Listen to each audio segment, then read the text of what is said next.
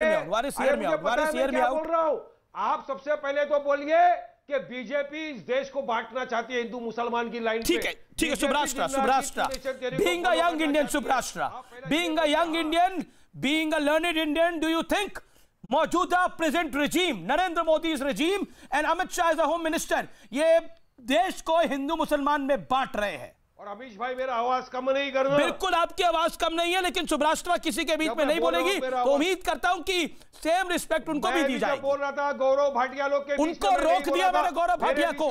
आपको 4 मिनट दिए गए पूरे। उनके बीच में मैं अनफेयर काम नहीं करता ना अपने व्यूअर्स के साथ, गेस्ट के साथ।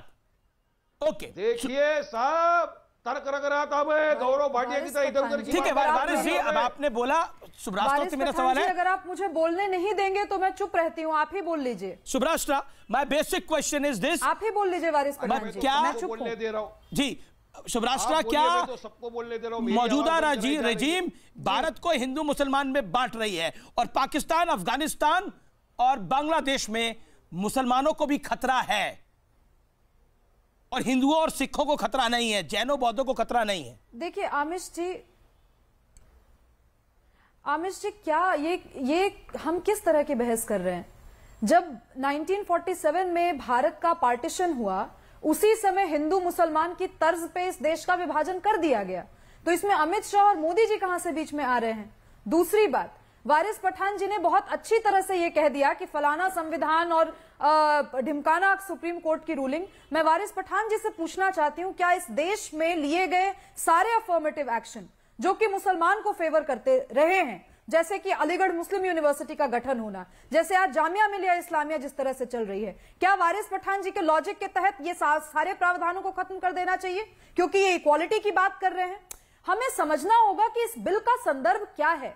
इस बिल के संदर्भ में हमारे देश के जो आसपास के 3 नेबरिंग स्टेट्स हैं, चाहे वो अफगानिस्तान हो या पाकिस्तान हो या बांग्लादेश हो, जहां पे मुसलमान बहुल आबादी है, वहां पर की माइनॉरिटी, इंडिया की माइनॉरिटी नहीं आमिश देवगन जी, वहां की माइनॉरिटी अगर अपने आप को परसिक्यूटेड महसूस करती है तो उनके लिए भारत में धर्मनिरपेक्ष रूप से, केवल हिंदुओं के लिए नहीं, बौद्ध सिख सभी के लिए यहां पर शरण के लिए एक जगह है। लेकिन इसका मतलब यह कभी नहीं है कि अदनान सामी जैसे पाकिस्तानी आर्टिस्ट, सिंगर्स या कोई ऐसे लोग जो प्रोसिक्यूटेड महसूस कर रहे हो, उनको हमारे यहां जगह नहीं मिलेगी। ये जो बहस उत्पन्न की गई है वो गलत तरीके की बहस है।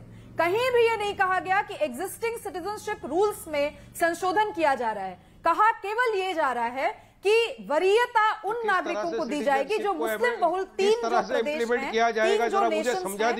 एक बार बोलने दीजिए वारिस जी, मैंने मेरी बात पूरी नहीं की है अभी। वारिस जी, मैंने बात अभी पूरी नहीं की है, मुझे बोल लेने दीजिए।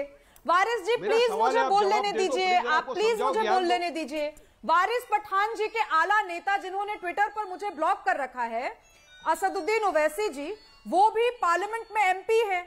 मैं तो आह्वान करती हूं इस मंच से कि असदुद्दीन ओवैसी साहब करें ना, इंडिया की रेफ्यूजी पॉलिसी बनाने के लिए सबसे पहला कदम उठाएं।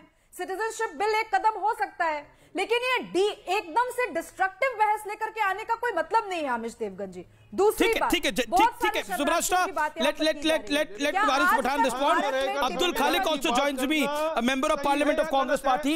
Okay, now this debate is, में रहकर संविधान के दायरे में बात करो तो गलत हो गए आपकी नजर में। आपने कहा फलाना ढिमका, आप सुप्रीम कोर्ट का तो सम्मान करो, संविधान का सम्मान करिए। सुब्राष्ट्रा जी, आपने कहा संविधान में कुछ भी लिखा है नहीं, मैं संविधान को मानता हूं। अलीगढ़ मुस्लिम जामिया मिलिया इस्लामिया, इस तरह की जो यूनिवर्सिटीज हैं जिनमें मुसलमानों को तात्विक रूप से वरीयता दी गई है, क्या आपके राइट टू इक्वालिटी वाले मामले को अगर मैं तूल दूं तो क्या अलीगढ़ मुस्लिम यूनिवर्सिटी को या जामिया संविधान में लिखा है, जो भी संविधान डॉक्टर बाबा साहेब आम्बेडकर का दिया वो लिखा है, सबको मानना पड़ेगा।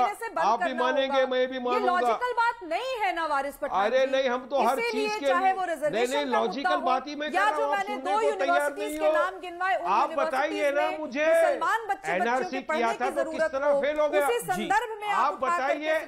आज अमित शाह ने जो जिन्ना की तायद किया, तो आप तो अमित शाह को मानते हो नहीं मानते हो?